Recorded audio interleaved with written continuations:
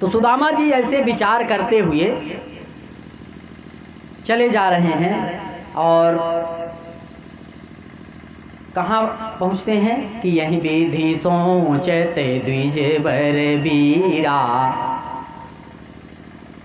ये कहा जाता है कि दक्षिण भारत में द्राविड़ में उनका निवास था सुदामा जी का, कहीं जहाँ भी रहा हो, लेकिन मुझे जहाँ तक लगता है कि सुदामा जी का गांव जिसका नाम द्राविड़ रहा होगा यही उत्तर प्रदेश में कहीं रहा होगा, और विशेष करके हम लोगों से भी उत्तर रहा होगा, क्योंकि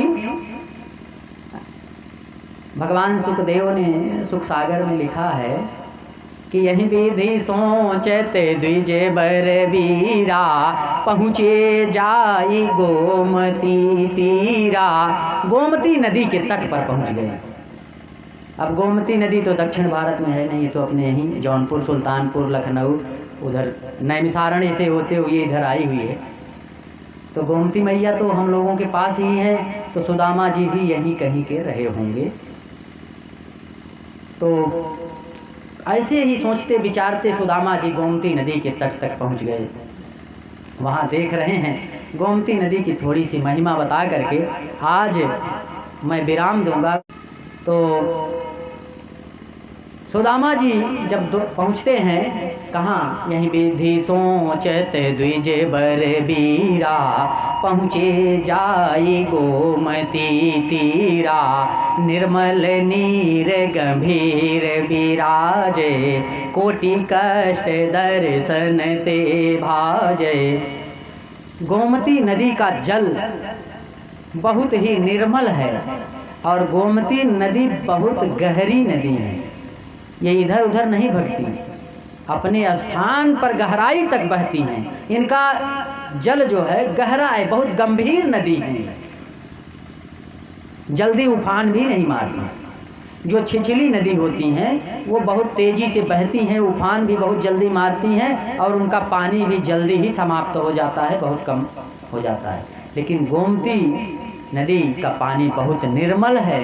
गोमती मैया बहुत ही गंभीर हैं और करोड़ों कष्ट गोमती का दर्शन कर लेने मात्र से ही नष्ट हो जाता है। ये सुखदेव भगवान ने कहा है। भव भय रुज हरणी, सुख करणी, पाप हरण को श्री बैतरणी।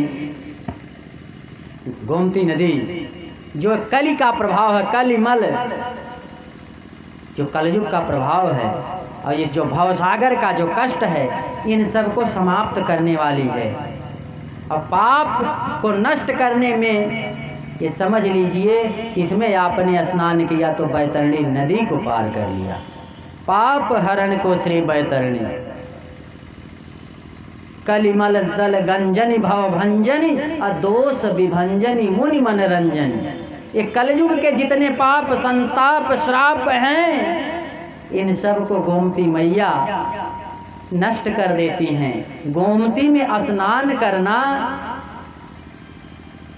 कोई सामान्य बात नहीं है, आदि गंगा है। गंगा जी से पहले भी गोमती थी। गंगा जी को तो भगीरथ ने तप करके धरती पर लाने का कार्य किया, लेकिन कोई ये नहीं बता सकता कि गोमती मैया कब से इस धरती पर हैं। ये आदि गंगा है। सुखदानी वैकुंठ निशानी, महिमा शेष न सकहीं बखानी।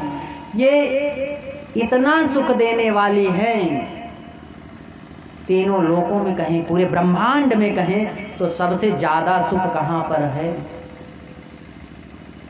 सबसे ज़्यादा सुख कहाँ पर है? कुछ लोग कहते हैं कि सबसे ज़्यादा कष्ट तो नरक में है, और सबसे ज़्यादा सुख कहाँ होगा फिर? स्वर्ग में, बैकुंठ में होगा। स्वर्ग और बैकुंठ दो अलग अलग स्थान हैं। स्वर्ग में जो जाता है वो जन्म मृत्यु के बंधन से मुक्त नहीं होता। स्वर्ग में जो जाता है वो जन्म मृत्यु के बंधन से मुक्त नहीं होता। उसको फिर से जब उसका पुण्य का कार्य समाप्त हो जाता है तो उसको फिर से जन्म लेना पड़ता है और पाप पुण्य जो करता है फिर से उसका लेखा जोखा देखा जाता है। लेकिन जो बैकुंठ चला गया, वो भगवान में मिल गया, वो तभी धरती पर अवतार लेगा जब भगवान स्वयं आएंगे। भगवान के साथ लीला करने के लिए बैकुंठ लोक के जितने भी उनमें समाहित जीवात्माएं हैं वो अवतार लेती हैं। तो सुखदानी बैकुंठ निशानी, महिमा शेष न सकें बखानी। ये बैकुंठ की निशानी है धरती पर गोमती मैया। ये बैकुंठ की निशानी हैं और इसीलिए भगवान राम ने कई स्थानों पर गोमती में स्नान किया, दीपदान किया। आप लोग सुने होंगे, पुराणों में भी इसकी चर्चा है कि अपने यहीं बगल में सुल्तानपुर जिला है जहाँ पे धोपाप स्थान है। दो पौराणिक स्थल आपसे बहुत निकटतम हैं जो कि भगवान राम से संबंधित हैं, भगवान राम की कथा से संबंधित हैं। एक तो बिजटुआ धाम जहाँ महावीर हनुमान जी का पावन स्थान है, उन्होंने कालनेमी का वध किया था वहाँ पर, एक तो ये, और दूसरा धोपाप। धोपाप से थोड़ा आगे एक दियरा है जहाँ दीपनगर जिसका नाम उस समय हुआ करता था, भगवान राम ने वहाँ दीपदान किया था। जब उनको लगा कि जो ब्रह्म हत्या उनसे हो गई, रावण को उन्होंने मारा, भले ही रावण ने कुछ ऐसा कृत्य किया था जिसके लिए रावण का वध करना आवश्यक था, लेकिन फिर भी भगवान के मन में व्याकुलता थी, उनको परेशानी होती थी अंतरात्मा से कि मैंने ब्रह्म हत्या की है, मुझे ब्रह्म हत्या का पाप लगा है। यहाँ पर एक चीज़ ये भी समझने की बात है कि भगवान का नाम राम राम करने से सारे पाप कट जाते हैं, संताप मिट जाते हैं। तो भगवान राम को पाप कैसे लग सकता है? वो तो पाप पुण्य से परे हैं, लेकिन वह मर्यादा पुरुषोत्तम थे। उन्होंने हम लोगों के लिए एक स्थान दिया, अपने प्रायश्चित का एक साधन दिया, इसलिए वो धोपाप में स्नान करने आए। वशिष्ठ जी को बुलाकर उन्होंने कहा कि गुरुदेव, मुझे व्याकुलता होती है, मेरी आत्मा मुझसे कहती है कि मुझे ब्रह्म हत्या लगी हुई है, तो कुछ इसका उपाय है? तो ऋषि वशिष्ठ ने कहा कि गोमती नदी में एक कुंड है, अब वो कहाँ पर है मुझे नहीं पता, जहाँ पर अगर काला कौवा भी स्नान कर ले तो वह सफ़ेद हंस की तरह निकलता है।